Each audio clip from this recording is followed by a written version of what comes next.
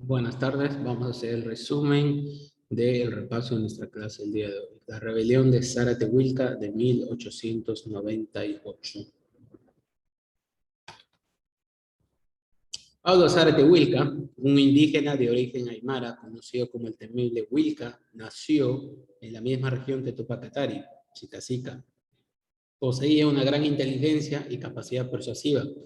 Aprendió a hablar castellano, a leer y a escribir en una época que esto era para un delito para los indígenas. Fue un líder de gran arraigo que luchó por la recuperación de las tierras de los indígenas. La rebelión que encabezó llegó a tener mayores connotaciones que la de Tupac Katari, porque además de la región de La Paz, abarcó las regiones de Oruro, Cochabamba y norte de Potosí. En la promulgación de la ley de exvinculación durante el gobierno de Tomás Frías, 1874, encontramos los antecedentes que determinaron la rebelión de Zaratehuilca en 1898. Esa ley ordenaba que las parcelas de tierras que poseían los indígenas debían ser compradas y las sobrantes vendidas en subastas públicas. Era una forma de restituir las haciendas agrícolas antiguas y nuevos terratenientes latifundistas.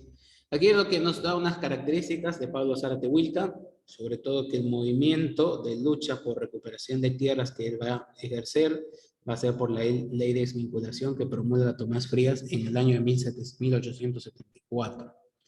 Según Luis Antesanas, Frías fue el representante ejecutivo de la corriente ideológica del antiproteccionismo industrial y el anticomunitarismo agrario. En la práctica de estos hechos se despojaban de sus tierras a los indígenas, ¿no? Como hemos podido ver, se les quitaba sus tierras, se les pagaban sumas bajísimas en subastas públicas, que esto viene ya desde la época de Melgarejo. Esto produjo levantamientos en muchos lugares del país, principalmente en los valles y el altiplano.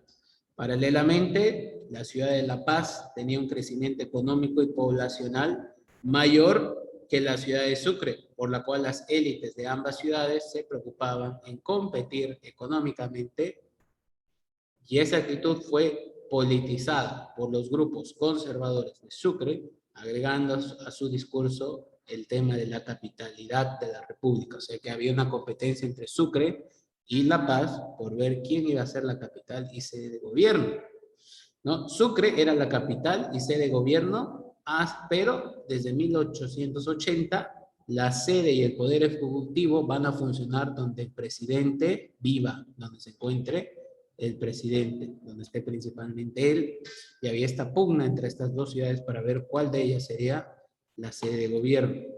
Entonces, aparecen aquí, este es un contexto ya de lo que es la guerra federal, de los liberales y conservadores, liberales, La Paz, conservadores, Sucre, que demuestra que el presidente José Manuel Pando usa a Zárate-Huilca y a sus seguidores en favor de los federales, ¿no? Y a su vez, el caudillo indígena utilizó esta alianza para construir un espacio de poder que en condiciones normales para un indígena no hubiera sucedido, ¿no?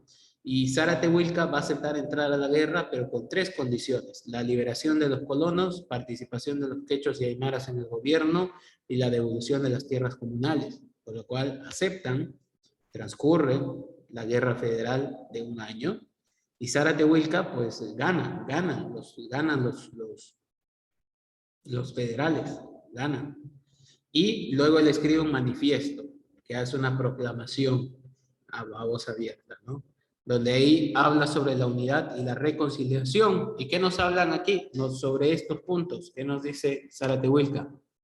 Nos dice, en algunas de sus partes decía lo siguiente: los indígenas, los blancos, nos levantaremos a defender nuestra república de Bolivia, que quiera apoderarse vendiéndonos a los chilenos.